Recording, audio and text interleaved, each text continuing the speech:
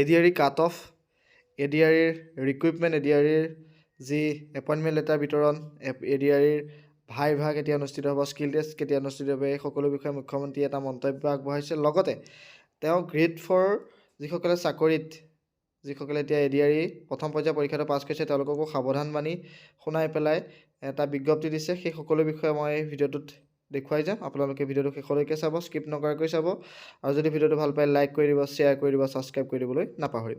Cut off mark হাই হোৱা ল' হোৱাটো ডিপেণ্ড কৰে যে কিমান পোষ্ট আছে।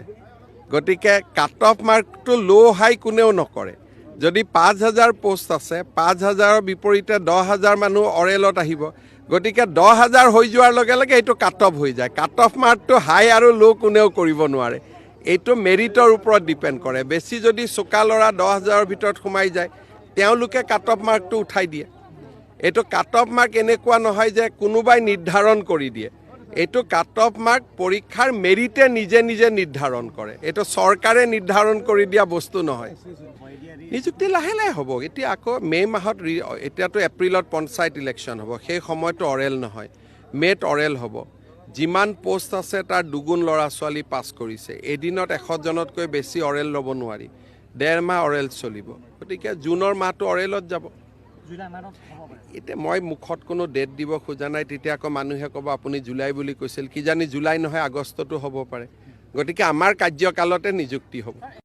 বহুত ল'ৰা ছোৱালীয়ে মোক কৈ থাকে যে 4ৰ্থ শ্ৰেণীৰ পৰীক্ষাত BA পাছ কৰা ল'ৰাইও পৰীক্ষা দিছে। এতিয়া কথাটো হ'ল, আমি কোনোবাই যদি নিজকে চৰকাৰক ফাঁকি দি পৰীক্ষা দিয়ে, তদন্ত নোহোৱালৈকে মুখ্যমন্ত্ৰীয়ে গম পাব নোৱাৰে। কেতিয়াবা আপোনালোকে এনেকে মোক ফেচবুকত লিখে, টুইটাৰত লিখে যেন মই চব গম পাওঁ। কোনোবা ল'ৰা এজনে যদি BA পাছ কৰিও নিজৰ যোগ্যতাটোক লুকুৱাই পেলাই 4ৰ্থ শ্ৰেণীৰ পৰীক্ষাত আবেদন কৰে, মুখ্যমন্ত্ৰীজনে কেনেকে গম পাব? আপোনালোকে খবৰ দিব।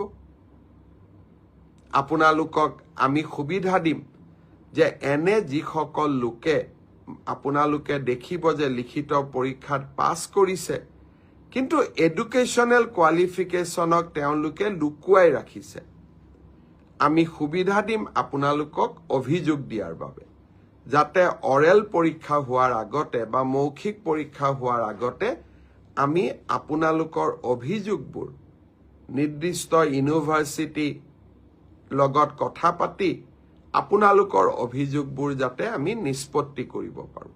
বহুত ল'ৰা ছোৱালীয়ে মোক কৈ থাকে যে 4ৰ্থ শ্ৰেণীৰ পৰীক্ষাত BA পাছ কৰা ল'ৰাইও পৰীক্ষা দিছে। এতিয়া কথাটো হ'ল, আমি কোনোবাই যদি নিজকে চৰকাৰক ফাঁকি দি পৰীক্ষা দিয়ে, তদন্ত নোহোৱালৈকে মুখ্যমন্ত্ৰীয়ে গম পাব নোৱাৰে। কেতিয়াবা আপোনালোকে এনেকে মোক ফেচবুকত লিখে, টুইটাৰত লিখে যেন মই চব গম পাওঁ। কোনোবা ল'ৰা এজনে যদি BA পাছ কৰিও নিজৰ যোগ্যতাটোক লুকুৱাই পেলাই 4ৰ্থ শ্ৰেণীৰ পৰীক্ষাত আবেদন কৰে, মুখ্যমন্ত্ৰীজনে কেনেকে গম পাব? আপোনালোকে খবৰ দিব।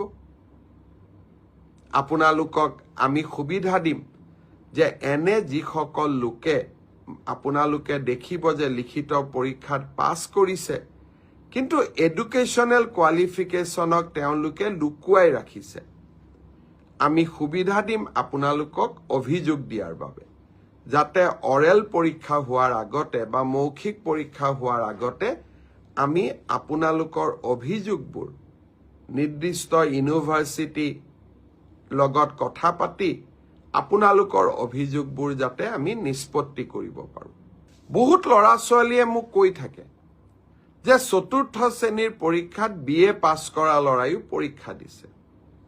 এতিয়া কথাটো হ'ল, আমি কোনোবাই যদি নিজকে চৰকাৰক ফাঁকি দি পৰীক্ষা দিয়ে, তদন্ত নোহোৱালৈকে মুখ্যমন্ত্ৰীয়ে গম পাব নোৱাৰে। কেতিয়াবা আপোনালোকে এনেকে মোক ফেচবুকত লিখে, টুইটাৰত লিখে যেন মই চব গম পাওঁ। কোনোবা ল'ৰা এজনে যদি BA পাছ কৰিও নিজৰ যোগ্যতাটোক লুকুৱাই পেলাই 4ৰ্থ শ্ৰেণীৰ পৰীক্ষাত আবেদন কৰে, মুখ্যমন্ত্ৰীজনে কেনেকে গম পাব? আপোনালোকে খবৰ দিব। আপোনালোকক আমি সুবিধা দিম যে এনে যিসকল লোকে আপোনালোকে দেখিব যে লিখিত পৰীক্ষাত পাছ কৰিছে কিন্তু এডুকেশ্যনেল কোৱালিফিকেশ্যনক তেওঁলোকে লুকুৱাই ৰাখিছে, আমি সুবিধা দিম আপোনালোকক অভিযোগ দিয়াৰ বাবে, যাতে অৰেল পৰীক্ষা হোৱাৰ আগতে বা মৌখিক পৰীক্ষা হোৱাৰ আগতে আমি আপোনালোকৰ অভিযোগবোৰ নিৰ্দিষ্ট ইউনিভাৰ্চিটি লগত কথা পাতি আপোনালোকৰ অভিযোগবোৰ যাতে আমি নিষ্পত্তি কৰিব পাৰোঁ।